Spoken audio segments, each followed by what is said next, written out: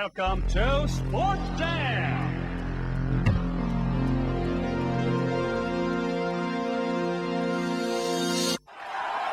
Everybody get up, it's time for sports now. We got a real show going down. Welcome to the Sports Jam. So it's your chance, talk and rant. It's the Sports Jam. All right.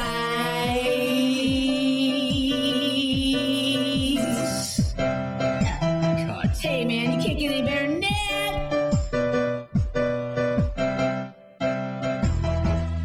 Hey, Region, welcome to the Sports Jam here on AM 1230 WJOB. Mike Zajac here, alongside Joseph O'Rourke and Samuel Sapita.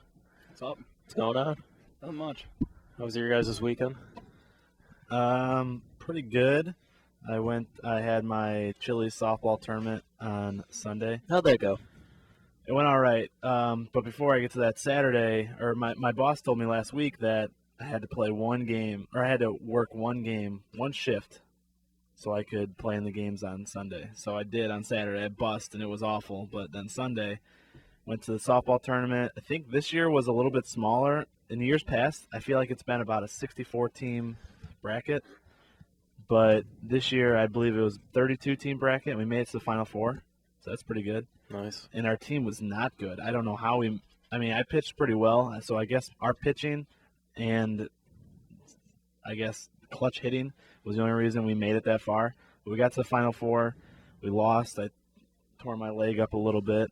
Oh, am I bleeding again? Yeah, I'm bleeding. And It's just gushing down. Ugh. No, well, I slid into second, and it was just a terrible slide. I slid way too late. I ended up sitting on the bag by the time I got to second and just ripped my leg up because it was kind of like gravel, not so much dirt. We did pretty well in the tournament. I pitched. So many people were taking strikes, but we start with a 2-2 count, and there's a little black mat behind home plate. Mm-hmm. So if the ball lands on that black mat, you're out. So the umpire doesn't have to – there's no discretion for balls and strikes. It's just if it hits the mat, it's a strike. In one of our games, we played 5 straight games. If we would have won the whole thing, we would have had to play 7 games. So we ended up playing 5 straight games, an hour each, so 5 hours straight of softball. That's why we're all so dead we could barely walk. But in one of the games, the team would not swing the bats at all. I think I had 14 strikeouts in 7 innings. It was stupid how many strikeouts I had in that game. Because they just – in my ball, when I throw it, it moves about 2 feet to the left. I don't know why, but my ball moves a ton. So once I kind of figured that out, that it was moving so much and I was kind of honing in, I was throwing the ball at right-handed hitters. It was starting off at their shoulder. So they're thinking it's going to hit them, so they start turning away, and the ball drops right down the middle of the plate for a strikeout. So a little curveball?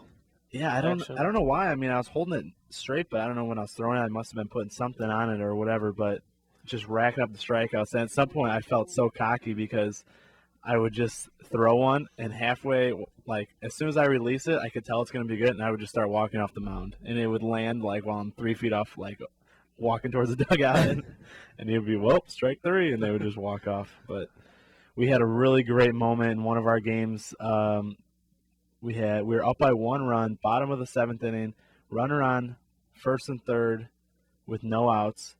I got them to pop it up, so then it was 1 out, and then our coach and my manager, who was playing second, told me, hey, as soon as you pitch this ball, just sprint for home plate because our catcher can't catch the ball at all. Right. So I had to cover home for every single play. So he's like, as soon as you throw it, run home because we had the infield in. So he's like, anything hit to us, we're throwing to you at home to tag the runner out. I'm like, all right. So I toss it up, and obviously, the ball's in the air for like 2 or 3 seconds. So I get a good jump towards home plate, right? Yeah. And I'm scared because I'm like, what if she lines one right back at me for whatever reason? So I toss it up. I just start sprinting towards her. I think she's probably freaking out that I'm just like running right at her. She hits a bullet right off the ground and like a real rocket one-hopper right at me. Mm-hmm.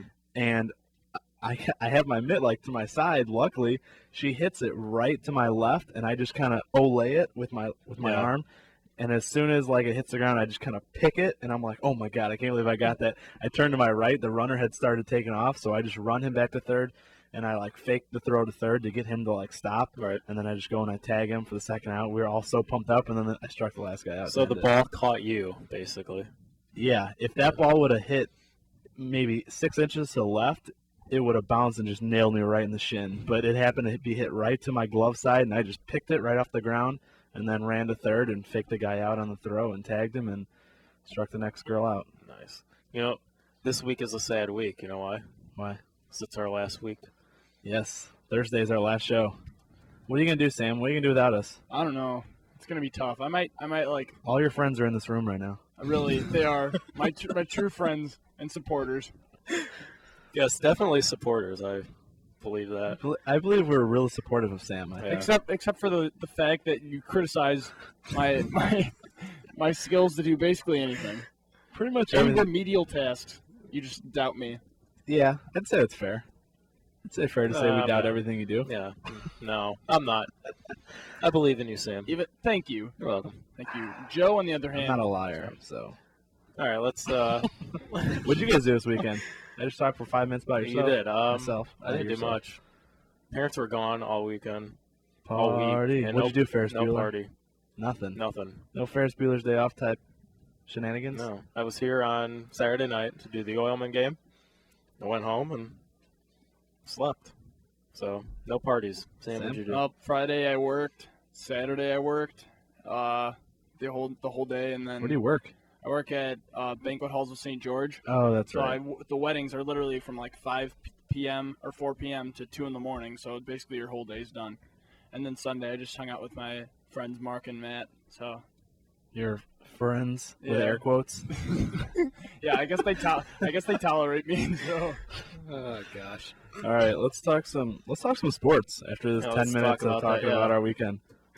Sox lost 3-2 to Detroit last night. Their 10th loss in a row. Andre Renzo, the Brazilian who just got called up, pitched 6 innings, 4 hits, 2 earned runs, 3 walks, and 3 strikeouts. Adam Dunn went 4 for 5 with his 26th home run, now batting .226 on the year. He's hitting, since June 8th, .308 with 13 home runs. That's almost 2 months worth, Wow. and he's hitting .308 in And that they time. still can't win. Yeah, well, everyone else on the team is pretty much garbage Yep. right now. Sox obviously lost all 3 games this weekend, as you generally do when you have a 10-game losing streak. They are now 4.5 games back of Houston for that elusive number 1 overall pick.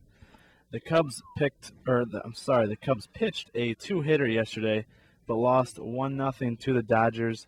They got swept by the Dodgers in the 4-game series on the weekend, the wraparound series that started on Thursday.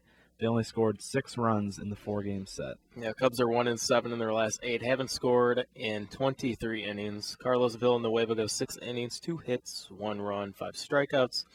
The Lake effect was not that effective. He goes 0 for 4, and his average is now down to .333. he's a utility guy. That's what you say. That's Yep. what you guys are saying. I'm telling you, Brent Lillibridge. Exactly. That's his comparison, I think. Ryan Walsh believes he's a big guy for this No, he this doesn't. future. Yes, He he said does. that? I was talking to him before the Where show. is he? Ryan, you listening? He's in the office somewhere. Navarro and Shearholtz both go 2 for 4. Castro pinched hit in the 9th. Struck out on 3 pitches. 3 sliders. I don't know, but he's not hitting either. Rizzo's not hitting. Nobody's hitting on this team. Nobody's doing basically anything. No. They pitch well. They're not hitting the ball well. I mean, Rizzo's having a good year. I mean, not a great year, strikes out a lot. but yeah. Yeah. But he's got 17 bombs. I think they said he's the Well, first. yeah, I mean, look at Adam Dunn. Do you like Adam Dunn, what he's doing this Yeah, year? okay. Well, that's right. not the same type of player exactly. And actually, I think Adam Dunn is having an okay season. I mean, For him. 26 home runs is real good. Hitting .226 for him is That's real really good. good.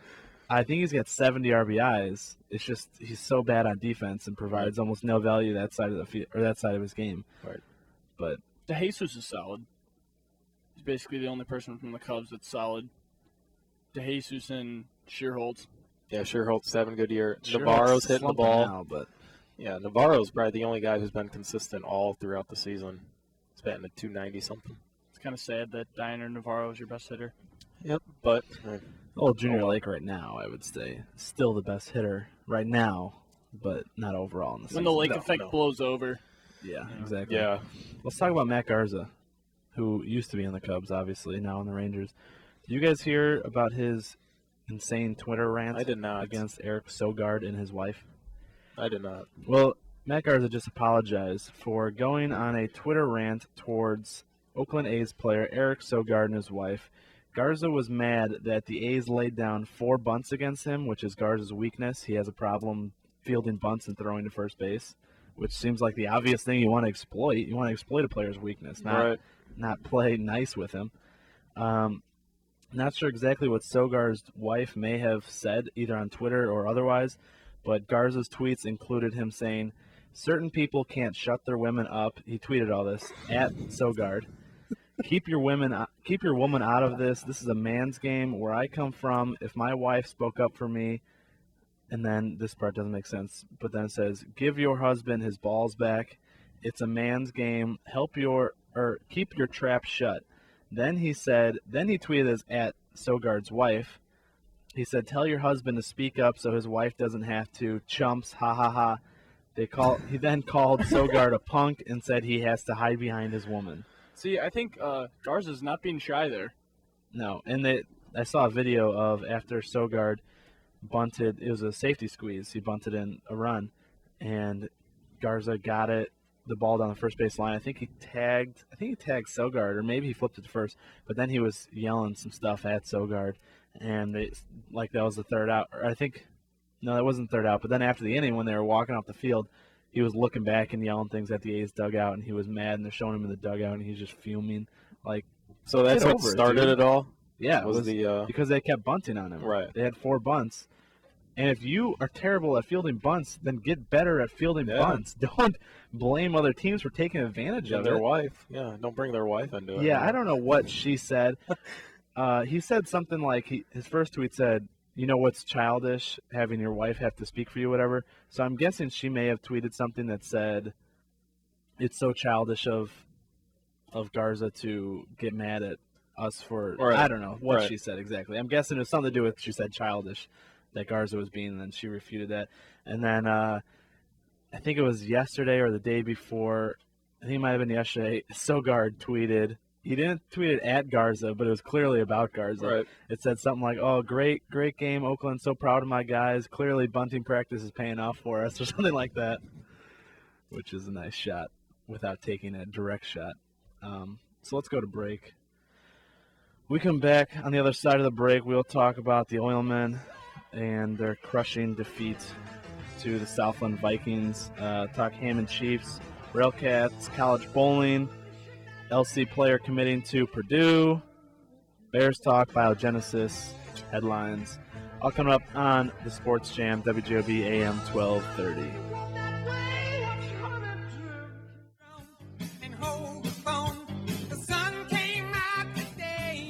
Welcome back to the Sports Jam here on AM 1230 WJOB.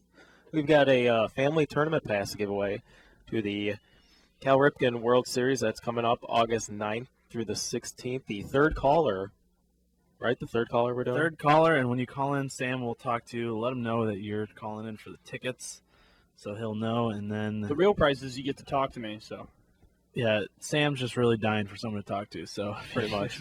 Call him in, ask him how life is going. And then third caller will get your name and your phone number. It is a family what tournament. Town you're from. Right. Then you'll then you'll come to social the ID number, Hammond, Olcott Avenue, something like that. Social ID, family tournament pass admits 4. So a family of 4, your pass is here. Third caller, it's all yours. And is it for any game in the? Does not say. It does not say. Let me see. It says admit for attorney. So, yeah. We don't know. It could be. Maybe it's for all the games. Maybe. I don't know. We'll see. I should look into that more. What is it? All right. Let's talk Oilmen, all right?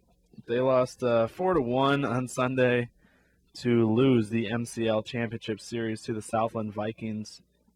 Of the 11 runs they allowed in the 2 games, 7 of those runs were unearned. Their defense just really let them down in this series against Southland.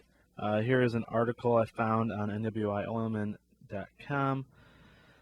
The Southland Vikings halted NWI's repeat effort with a 4-1 victory to complete a sweep of the MCL Championship Series. The Vikings banged out 12 hits, with Sean Beasley, Jeff Boehm, and former Oilman John Livingston recording 2 each, while Mark Muenzi led the team with 3 hits and 2 RBIs.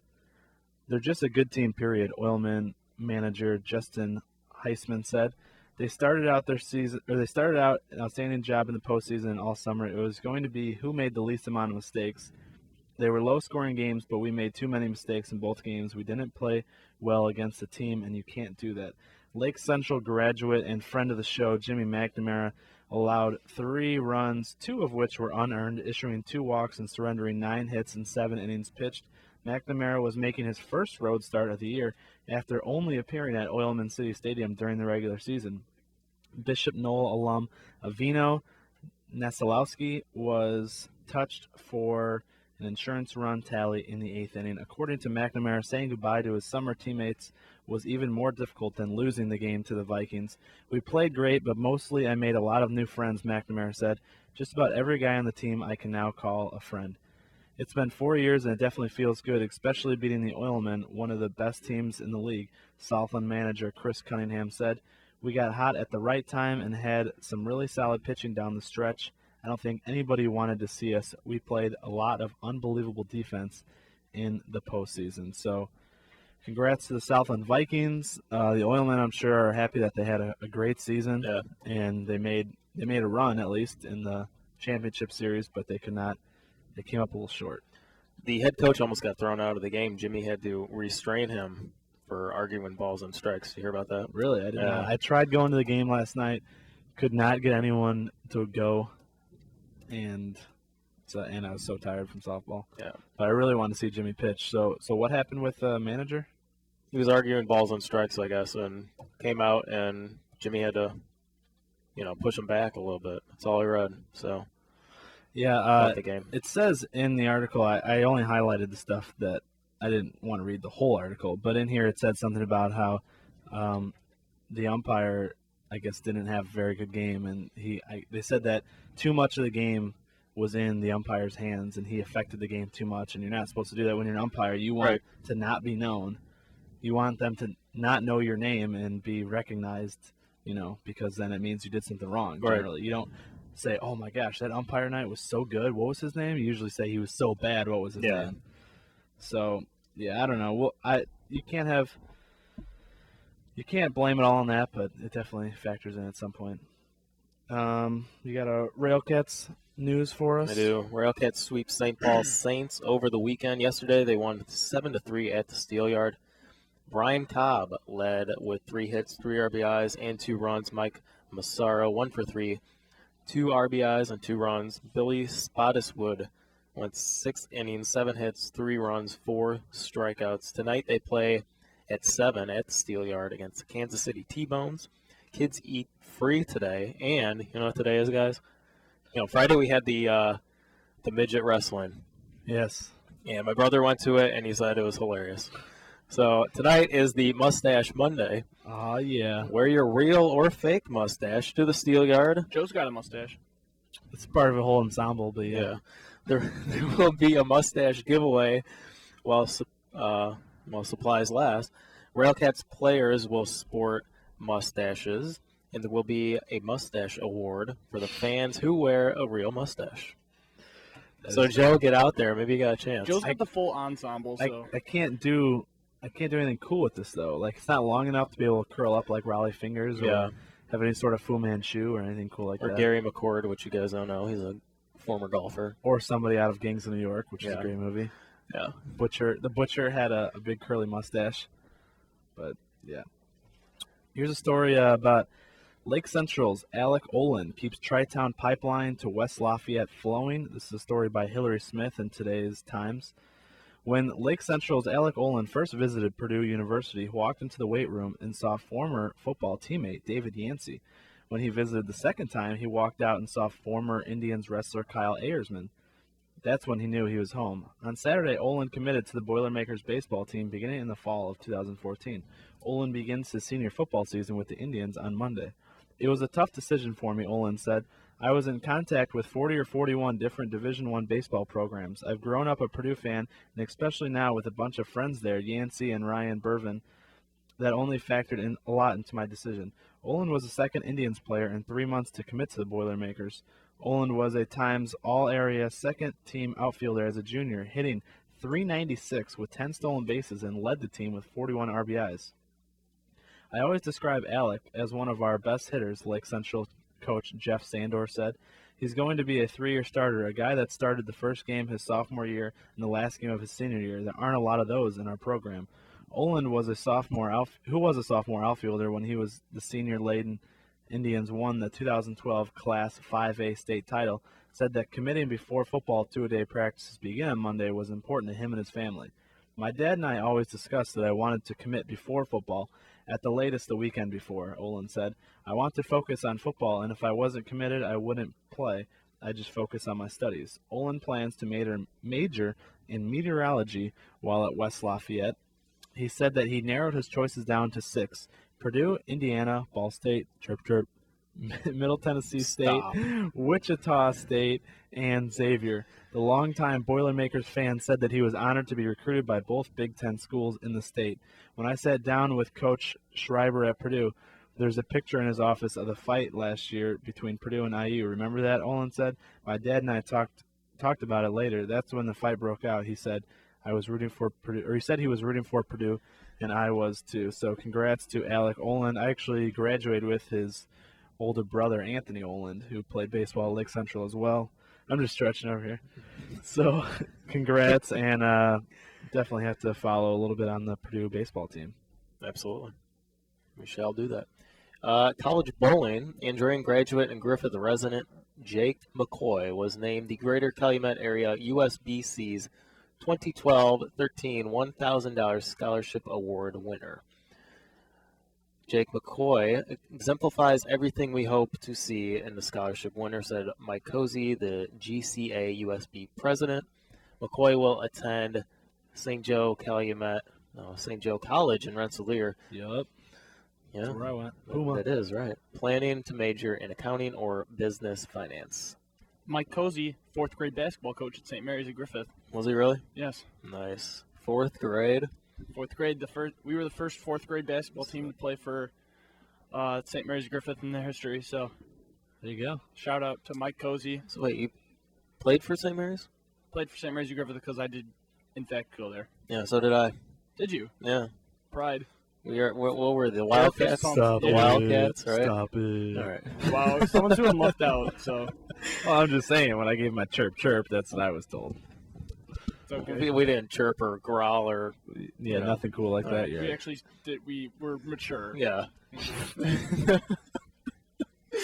The Hammond Chiefs committed 3 errors that led to 5 unearned runs in the 7th inning at the Babe Ruth Pastime World Series at Ohio State University. The runs led to a 7-6 loss to the Illinois Indians, ending the Chiefs' summer season. Chiefs held a 6-2 lead heading into the 7th before all of the runs scored with 1 out in the inning. The winning run, scored on a sac fly, came after the Chiefs changed pitchers twice. Starting pitcher Matt Dvorak had 8 strikeouts in 6 2/3 innings and went 2 for 2 with a run and an RBI. Corey Rosbolt was 2 for 3 with a run and an RBI as the Chiefs scattered 10 hits. So there we go. That is your local news that we have for today. Once again, let's remind people to call in and win the family tournament pass for the Cal Ripken 2013 World Series. 3rd caller will get the pass. Waiting on callers, 845-1100, in case we didn't give out the number the first time, which would have been very vital to calling in. That would have been. 845-1100 to call in. 3rd caller, give us your name, number, all that good stuff. We'll write you down. Credit card number. Nope, yeah, credit card number, bank account passwords, all that stuff, and we'll give you your family pass ticket.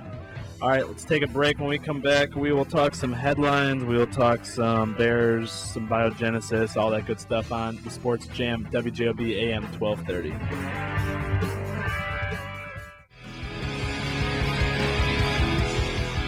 Welcome back to the Sports Jam here on AM 1230 WJOB. We have a winner for the family tournament pass. It is my cousin, Rachel Dennison. Congratulations to Rachel. Your mic's not on. What's up? Sorry, you're Mike's cousin. That's unfortunate. Really? You gonna say that live? But at least we know that we have family members who listen to us. You do. You do. What's up next, Joe? What we got on? I guess I'll just do my onion story right now. Then we'll get into the Bears. Bears. The onion story today, again, this is fake news. So if you're listening, Harlow, this is not real. This is not a storyline for the afternoon fix. Car dealership giving serious thought to ending sponsorship deal with Jerry Sandusky.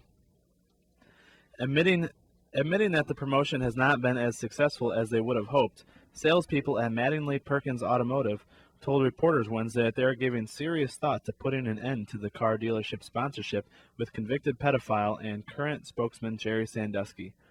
With as much as people around here love the Nittany Lions, we figured taking a former Penn State football coach and making him the face of our business was a surefire move, but I have to say that the reception so far has been pretty lukewarm, said sales senior manager Ralph Perkins, referring to the dealership's ongoing arrangement with Sandusky, in which the alleged child molester's image and personal testimonies have been used to plug new and used sedans, pickup trucks, and SUVs. Frankly, a lot of our customers appear extremely disgusted that we've chosen to go this route, but at this point it feels like we are pretty committed to the promotion. I mean, that giant inflatable Sandusky out front costs us a good $2,000, and we've got like 15 cardboard cutouts of him set up in the showroom.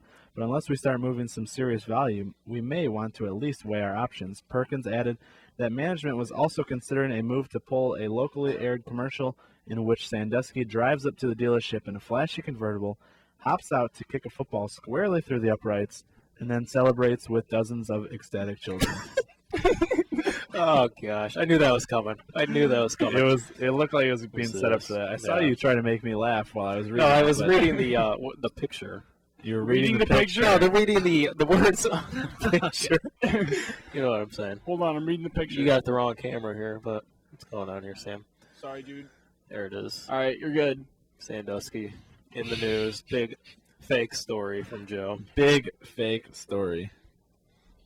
Yeah, I didn't even read that. Gotta love those deals. Yeah. Anyways, all right, let's talk some Bears. The Bears. Bears stuff, Bears stuff, Bears stuff, Bears. A lot of key injuries for the Bears over the weekend. Kelvin Hayden, their cornerback, strained his left hamstring.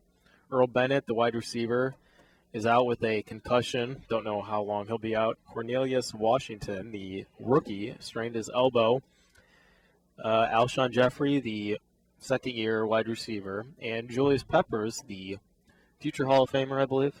Probably, yeah, if he keeps it up. They're both out with tightness in their hamstring. The Bears did sign Leonard Pope, the tight end from Pittsburgh. Huge, 6'8" guy, right? That's, I think they said, the tallest guy on the roster. Really? Former 6'8". Georgia Bulldog. He's an 8-year vet, 105 catches for 982 yards and 11 touchdowns in his career. He was a beast in college. Was he? Remember him? Yeah. I didn't follow the Bulldogs. I didn't either, but he's a beast, and hopefully that brings some size to that tight end position, some blocking. So you get him and Bennett could be a decent 1-2 yeah, combo in the end zone. easily. They released their unofficial depth chart, I believe yesterday or maybe it was this morning. It looks like your position battles right now are at right guard with James Brown and Kyle Long, and at defensive end with Corey Wooten and Shea McClellan. Ooh, that one's going to be fun to watch over the year or the preseason. The Wooten-McClellan matchup? Yeah. Kyle Long, I think he's going to win that O-line. That's what they're saying. I was listening to the score on my way in. They said Kyle Long probably going to win that. And then between Wooten and McClellan, they said regardless of who wins, they're both probably going to get a lot of playing time because the Bears like to swap in their defensive ends. Yeah. And they like to move them around. So regardless of who wins, they're both going to see a fair amount of time in the season. And also I saw they said Joe Anderson is looking like he may make a push to be the backup behind Alshon Jeffrey and the wide receivers. So he may, I guess he's been really impressing in camp so far. So Joe he would Anderson, be the number 4. He's the number 4 guy, but they said he's like right behind Alshon Jeffrey. So if Jeffrey's slumping or whatever, he may actually take some spots in the slot. So that would make Bennett the 2. See, I like Bennett as a 3 in the slot. Bennett would be the 2. And I like him in the slot as well. Jeffrey, of course, the deep threat. Say that again. Jeffrey, of course, the deep threat. Yeah, I like him at the 2, and obviously Marshall as a 1. Yeah. I mean, I don't know. Even though they only throw to Marshall anyway, so. Right, but now, after the season he had last year, everybody's going to be gunning for him. It doesn't matter. He's a freak. He is, but still, I mean. Plus, they got Bennett, too. If they You talking about Marshall? Yeah. I mean, everyone's always been gunning for him. He was great with the Dolphins. Oh, I know, but. And he was great with the Broncos. Right, but, I mean, these wide receivers with Bennett and Jeffrey, tight ends they got coming in, Cutler's got more weapons to go to, so he doesn't have to always go to Marshall and have that safety blanket with him. Offensive line getting better. Maybe have some more time. Can only get better, pretty much. Yeah. Yeah, the offensive line has to get better. Pathetic over the last 5 years, so 5+ years actually. This Bears team, they're pretty much an old team. I mean, they don't have a lot of really young, great up and coming players, so I kind of feel like their window is starting to close on when they could possibly. Cutler is only about 30, but I mean, they got maybe 2 or 3 years before this whole roster is just way too old to be good. Really? Yeah, I don't think they have too many young guys that are really maybe good. Defensively. That look like they could. Oh, defensively for sure. That's what I'm mostly talking yeah, about. Yeah, okay. But I was thinking offense. Yeah. Even offensively, they have some guys who aren't old but aren't young either, and I think they got a few more years before they really start to show. Right. Forte is what this probably is. He's still relatively young. Yeah, I mean this is what his 7th, 6th, 7th, 8th year around there. Yeah. So offensively. No, he's not. It hasn't been year. I don't think it can't it's be been that like long. 4 years. Yeah, I would say it's got to be around 4 or 5. 4 or maybe. 5 years. 8 years now.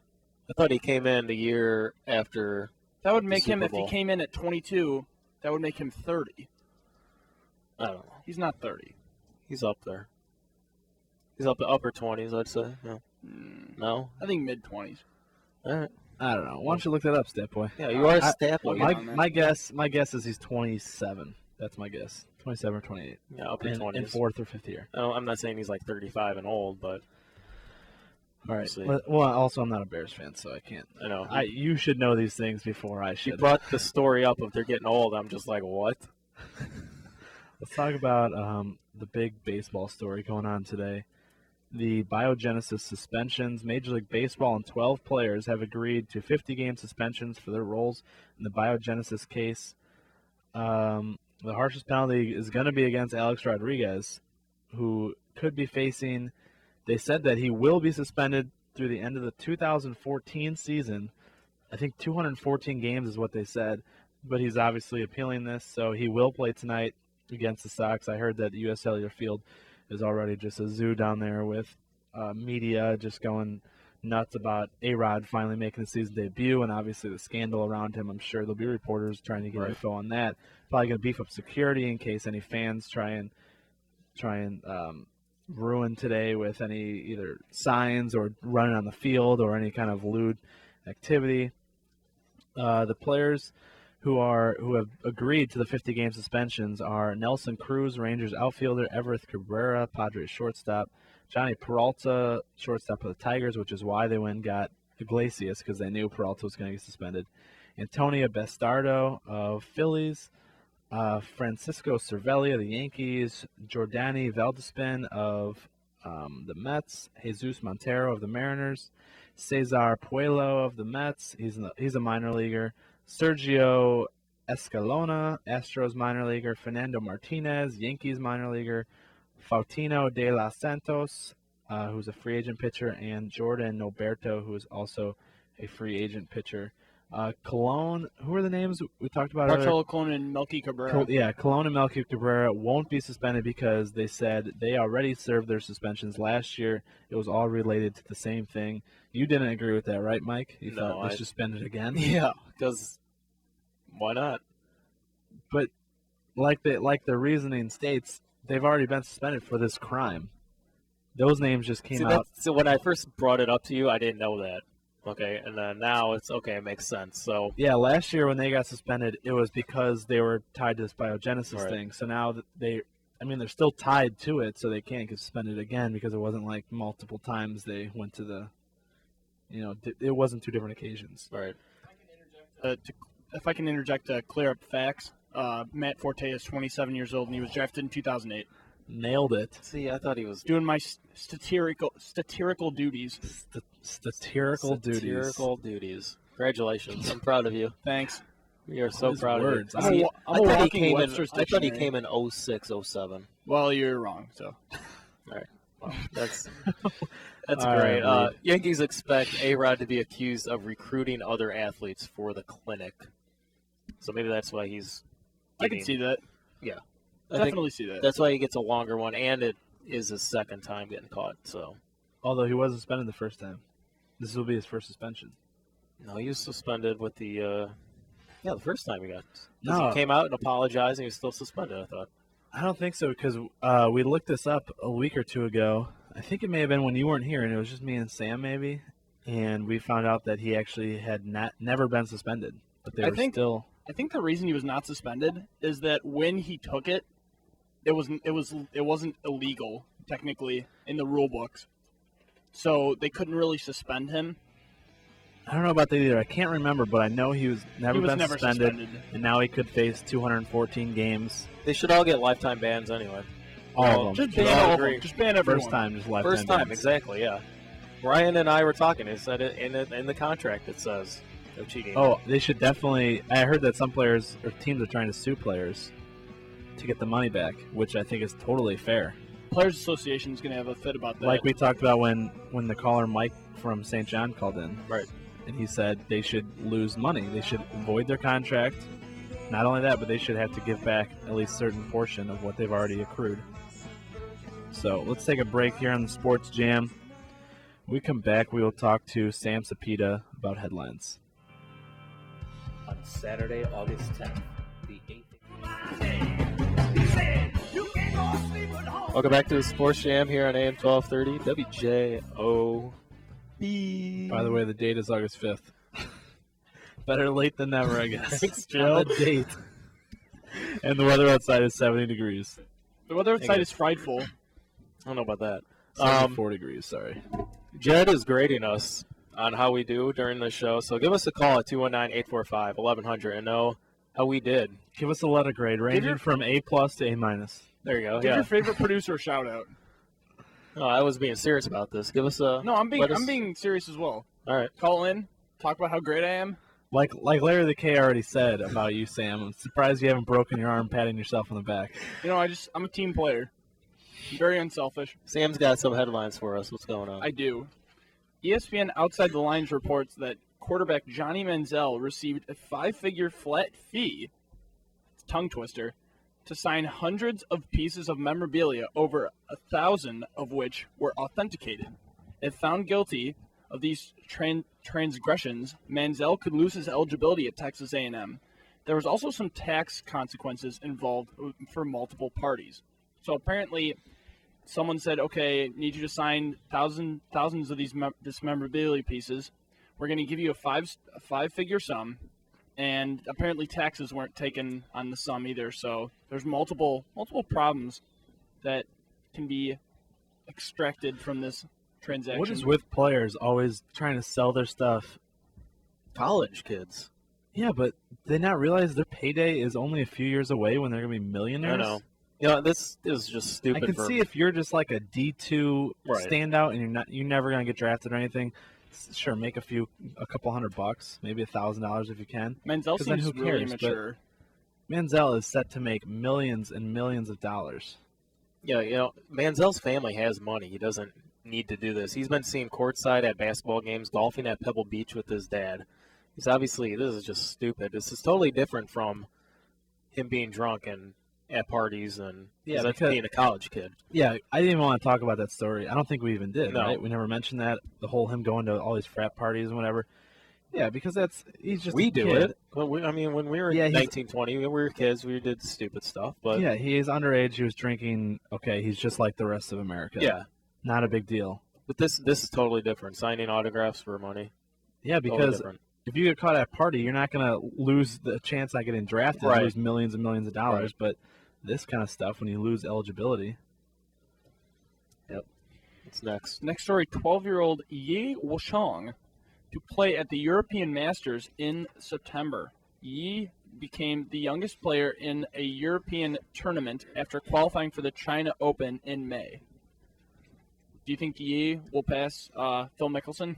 Will beat Phil Mickelson in this event? Is Phil in it? If he is, do you think he can pass? Well, I'm Yi? going to guess Phil's not in the event, so Not in the European tournament? no. What about Rory McIlroy? Do U.S. players play in the European tournaments? Sometimes. I mean, European players play in the U.S. There's sometimes, right? there's a Scottish Open the week before the British Open, and I know Phil and a couple other players go over there and play it before and get ready for the British Open, or the Open Championship. So, speaking of golf, Tiger Woods played safe and smart with a big lead, parring 16 holes in an even par 70 Sunday to coast to a 7-shot victory at the Bridgestone Invitational for his 8th win at that event, matching the PGA Tour record he shares for victories in a single tournament. After a second round of 61, Woods ended up with 15 under 265 to easily defeat the defending champion Keegan Bradley and Henrik Stenson. That is win number 79 in Tiger Woods' career. He's 3 back of Sam Snead of the all-time record of 82. So, and of course, he's got a few more majors to reach Jack Nicklaus. So, Do you think he does it?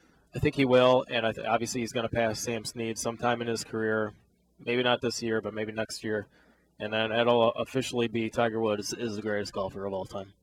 Officially. I say Rory McIlroy, greatest of all time. No, he's struggling right now, man. I say yeah, Wachong. You're going with it, yeah. Does he use like Fisher Price golf clubs, like those plastic ones? Who? I think. Yi Wachong. He might. He's only 12, right? Exactly. He is only 12. Yeah, so. The play school ones. Mm-hmm. That's what I would Those have. plastic ones, you know. I think his caddy is like 6 years old. I doubt it, but maybe it's his father or his older brother, probably like a 16-year-old. It's his caddy. And they're out there together, you know, walking around the course. What is Sam is just cracking I up think over here. he sells lemonade when he's not hitting. When he's I not mean, golfing. he's got to make some money for this, He's right? selling his Think he's Boy having a- Scout stuff at the. think he's having a bake At the sale to buy Masters? clubs and lemonade stand. He might be. Everything's spelled wrong. He might. He's 12. I mean, he can spell.